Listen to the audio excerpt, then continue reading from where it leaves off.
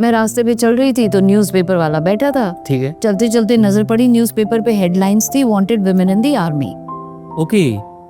अब हमने पहले तो कभी सुना ही नहीं था वुमेन इन द आर्मी, तो मैंने बड़ा डर डर के पेपर उठाया। मेरे को पता था आर्मी तो हाइट तो मांगेंगे ही मांगेंगे, अच्छा। लेकिन देखा तो वो कॉम्पिटिटिव एग्जाम था। ओके। हाइट का कोई चक्कर ही नहीं था सही है। उसमें। और मुझे लगा कि भाई बेसिक क्वालिफिकेशन मैट्रिक हाँ मैट्रिक था, तो बस कॉम्पिटिटिव एग्जाम था, इसमें जीके, इंग्लिश, मैथ्स, ये सारी चीज़ें थी। तो मुझे लगा कि ट्राई करने में क्या बुराई है, कि पढ़ाई में मैं उतनी बुरी भी नहीं थी, बुरी बन गई थी बिकॉज मेरा कॉन्फिडेंस लो आ चुका था, लेकिन थी तो मैं अच्छी पढ़ाई में। सही। मुझे लगा कि मैं ट्राई कर सकती हूँ, क्योंकि मैंने कभी देखा नहीं था किसी भी लेडी आर्मी ऑफिसर को। अच्छा। तो मैंने मेहनत करी और मैं अपीयर हुई अपने एग्ज़ाम में, मेरिट लिस्ट से उसमें पास हुई। फिर मैं बोर्ड पे अपीयर हुई, उसमें भी बहुत अच्छे मार्क्स से बाहर निकली। मेडिकल हुआ, उसमें भी क्लियर हो गया, और मैं बड़े अच्छे से, मुझे जो अलॉट हुआ वो एयरफोर्स की ट्रेनिंग अलॉट हुई, तो मैं कमांड हॉस्पिटल एयरफोर्स बैंगलोर में अच्छा। ट्रेनिंग लेने के लिए गई, MNS कॉप्स के अंदर। ओके। और मैंने अपनी वहाँ से ट्रेनिंग ली, और फिर उसके बाद मैं कमीशन हुई as a lieutenant in Indian army, और हिमाचल प्रदेश की पहली लेडी आर्मी ऑफिसर अपनी कॉप्स में, MNS कॉप्स में मैं बन के बाहर आई। क्योंकि इससे पहले हिमाचल से कोई भी लड़की इस कॉप्स में नहीं गई थी।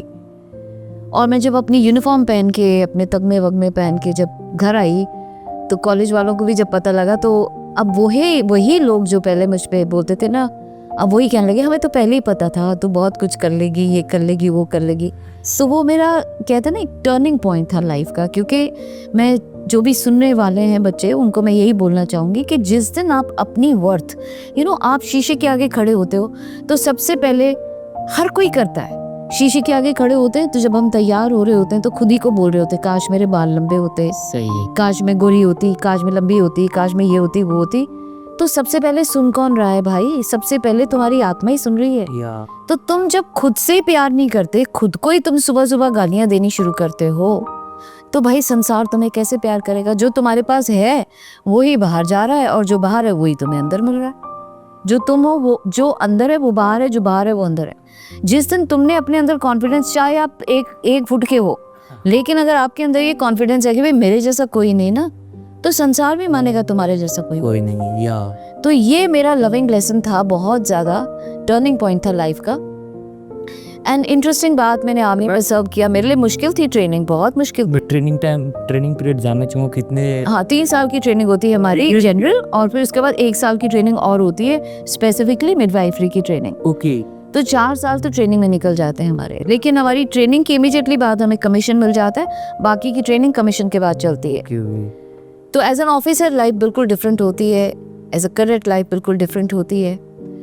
तो पूरा ट्रेनिंग वगैरह मेरे लिए भी मुश्किल थी, क्योंकि नेचुरली कद छोटा है, तो वॉलीबॉल खेलना, या इस टाइप की जो गेम्स हैं, शिमला में कभी स्विमिंग पूल देखा नहीं, पानी से वैसे ही डर लगता था, तो मुझे हमेशा यही लगता था कि मैं कैसे कर पाऊंगी, पर मैंने किया, हिम्मत करके किया, हिम्मत नहीं हारी। बहुत से बच्चों ने छोड़ दिया। आपका जो बैच था, हाँ, जब आप पास आउट हो रहे थे ट्रेनिंग पीरियड से, तो कितने मेंबर का ग्रुप था आप लोग का, और कितने गर्ल्स थे, कितनी बॉयज थे, कुछ याद है आपको? हाँ जी, 14 के करीब थे हमारे बैच में बच्चे। सही है। और 6 महीने का प्रोबेशन था, जिसमें एटलीस्ट 4-5 बच्चे तो ड्रॉप आउट कर गए थे। ड्रॉप आउट कर गए? हाँ, वो कोप अप नहीं कर पाए क्योंकि ट्रेनिंग बड़ी हार्ड हो गई। ओके। बट मैं बिल्कुल अपना कहते हैं ना पैर जमाए रखा उसमें, इस कम वॉट में, और वो रूटीन जो था सुबह 4 बजे उठना, और discipline and everything, I went through it, and I think आज मैं जो भी हूँ, मेरा 90% क्रेडिट तो आर्मी को ही जा जाता है। हाँ, वाह। क्योंकि अब जो नेक्स्ट डिकेड में भी जो चेंज आया वो कहीं ना कहीं आर्मी से ही आया। पर वहाँ तक पहुँचने से पहले मैं ये भी बोलना चाहूँगी कि क्योंकि मैं कद में छोटी थी, बचपन में मुझे स्टेज पे सबसे आगे खड़ा कर देते थे भी सब मुझे देखें, तो मुझे बचपन से ना स्टेज का बड़ा शौक था।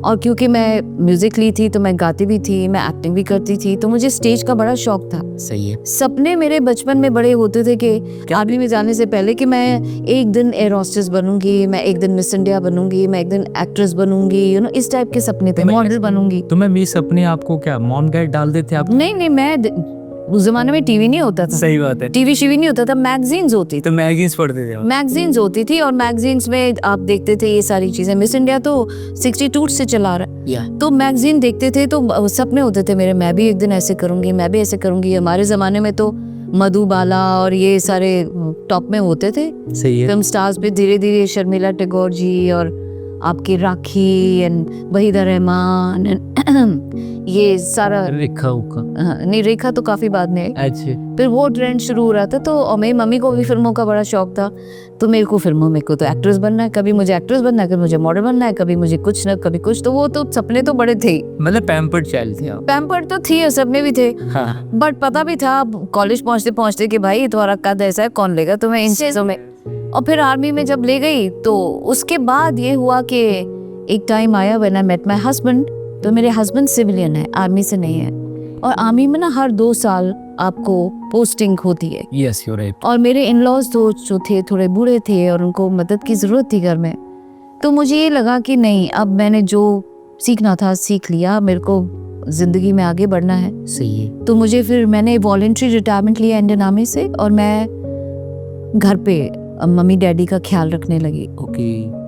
अब घर से ये तो अब जिसको काम की आदत पड़ जाए ना, वो टिपिकल हाउसवाइफ भी कई बार नहीं बन पाता। सही है। तो बच्चे जब एक उम्र में पहुंच गए कि हाँ भाई अब ये अपने पैरों पे, मतलब मेरी 100% उनको हर चीज में जरूरत नहीं है, तो मैंने फिर सोचना शुरू किया मैं क्या करूं। In which year you had married man? I got married in 1982 Okay.